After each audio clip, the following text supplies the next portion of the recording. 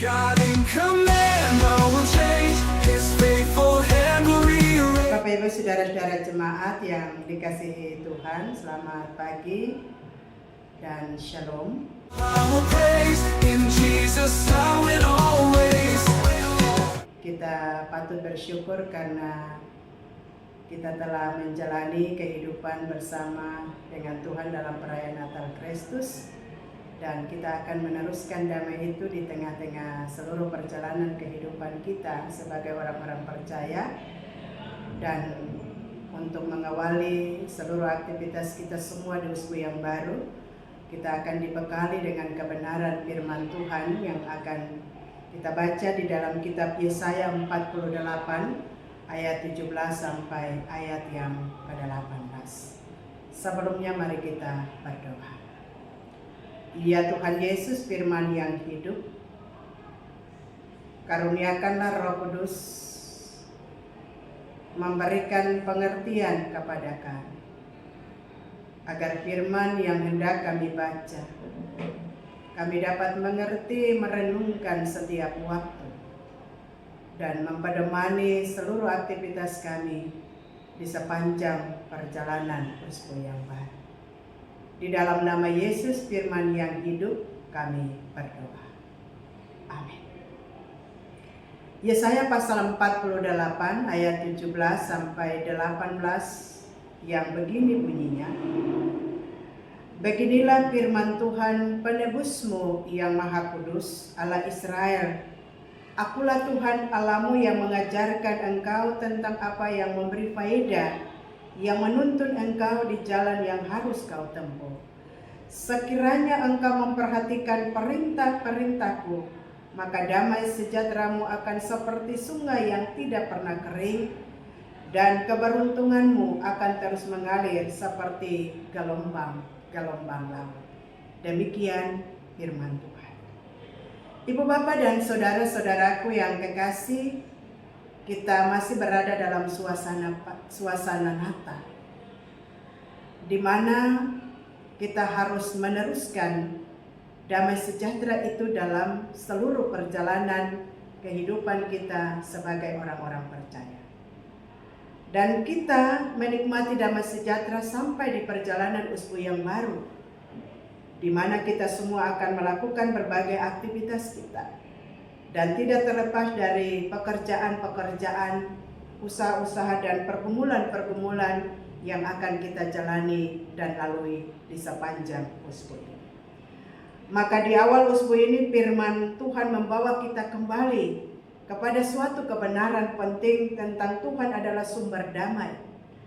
Dan damai itu dilahirkan melalui ketaatan dan kesetiaan ketekunan kita. Di mana bangsa Israel dalam konteks Yesaya pasal 48 mereka ditegur karena mereka keras kepala dan tidak sungguh-sungguh mendengarkan Tuhan. Mereka mengenal Tuhan tetapi tidak sungguh-sungguh memperhatikan perintahnya, bahkan tidak melakukan apa yang menjadi ketetapan-ketetapan dan memperhatikan firman-Nya. Di tengah keadaan itu Tuhan tetap memperkenalkan diri sebagai penebus dan penuntun atas perjalanan kehidupan bangsa Israel yang tidak memperhatikan firman Tuhan, yang tidak taat dan setia padahal mereka mengenal Tuhan, percaya kepada Tuhan, tetapi mereka juga tidak melakukan apa yang menjadi ketetapan-ketetapan dan perintah-perintah Tuhan. Dikatakan, akulah Tuhan Allahmu yang mengajar engkau tentang apa yang memberi faedah, yang menuntun engkau di jalan yang harus kau tempuh. Ibu bapak dan saudara-saudara, ini berarti Tuhan tidak hanya mengawasi, Tuhan tidak hanya mengawal hidup kita dari jauh, tetapi Ia terlibat, Ia berbicara, Ia menjadi penuntun, Ia mengajar. Bahkan Ia tahu jalan mana yang terbaik untuk katong tempuh, katong jalani, yang paling membawa kebaikan, meski kadang jalan itu tidak selalu sama dengan harapan dan keinginan kita. Perintah-perintahnya bukan beban yang mematikan sukacita, melainkan pagar yang melindungi dan tuntunan yang mengarahkan kita kepada damai sejahtera yang sejati. Ibu bapak dan saudara-saudaraku yang kekasih dalam Tuhan, Tuhan lalu berkata, sekiranya engkau memperhatikan perintah-perintahku. Ini menunjukkan kerinduan hati Tuhan. Betapa Tuhan ingin umatnya taat.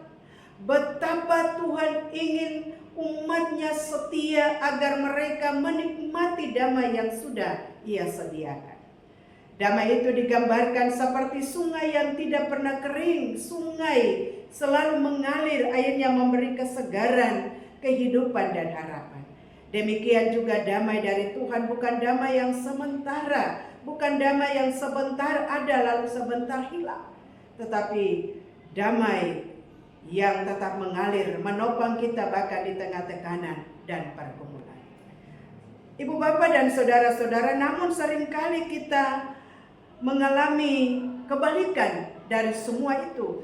Kita jadi gelisah, mudah marah, gampang tersinggung, relasi sudah mulai renggang, hati penuh beban karena begitu banyak masalah, begitu banyak persoalan. Jika ketong jujur, tidak jarang penyebabnya adalah karena kita meninggalkan jalur daripada tuntunan Tuhan. Kita memilih jalan kita sendiri, kita tidak memilih jalan Tuhan. Sebab kalau kita memilih jalan Tuhan adalah jalan yang penuh dengan beban, jalan yang penuh dengan tantangan, jalan yang sempit, jalan yang tidak menjaminkan sesuatu yang baik. Tetapi ibu bapak, kita memilih jalan kita sendiri. Karena kalau kita memilih jalan kita sendiri, enak, gampang, mudah, tidak ada masalah, semua serba beres. Tetapi kalau kita memilih jalan Tuhan, itu menjadi tantangan bagi kita. Buat apa pilih jalan Tuhan? Lebih baik pilih jalan kita sendiri.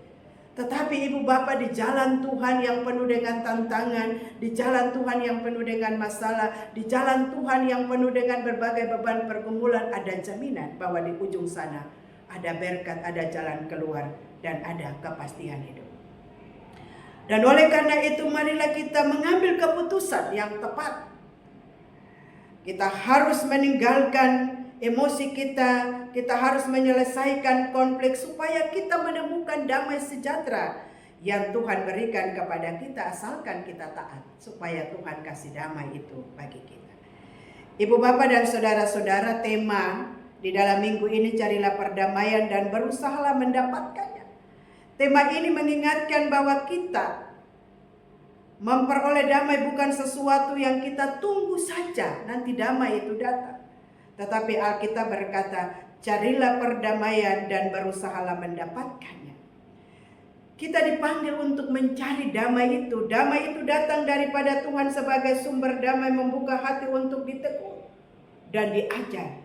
Kalau kita salah, kita ditegur, kita diingatkan. Dan mari kita menerima teguran dan ingatan daripada Tuhan supaya kita kembali kepada jalan Tuhan, kita kembali memperhatikan perintah-perintah Tuhan, kita kembali mengingat apa yang menjadi firman Tuhan. Kita dipanggil untuk mengusahakan damai, mengambil langkah supaya nyata damai itu hadir, baik dalam hati kita maupun dalam relasi dengan sesama kita.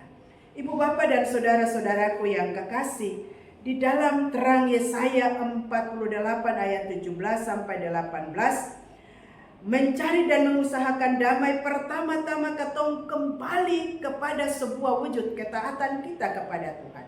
Damai tidak dapat dipisahkan dari firman Tuhan. Ketika kita memperhatikan perintah-perintahnya, bukan hanya cuma mendengar saja, tetapi bagaimana kita melakukan perintah-perintah dan firman Tuhan itu, sebab di sanalah damai sejahtera mulai mengalir.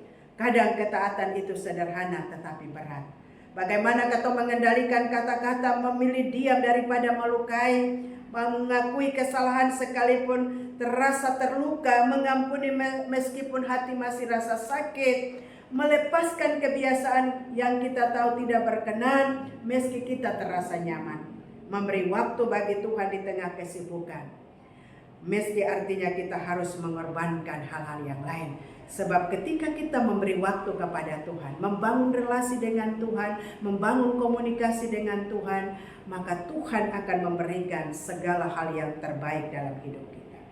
Ibu bapak dan saudara-saudaraku yang kekasih, pertanyaan bagi kita, adakah kita selalu menghadirkan damai itu dalam seluruh kehidupan kita? Dan oleh karena itu janji Tuhan jelas, damai sejahtera-Mu akan seperti sungai yang tidak pernah kering, dan keberuntungan akan terus mengalir seperti gelombang-gelombang laut, di mana gelombang laut terus datang silih berganti. Demikian juga penyertaan dan berkat Tuhan bagi kita yang mau taat dan setia kepada Tuhan dan tidak akan putus pengharapan kepada Tuhan. Ini tidak berarti bahwa katompung hidup tanpa masalah. Itu bukan berarti bahwa katompung hidup tanpa persoalan.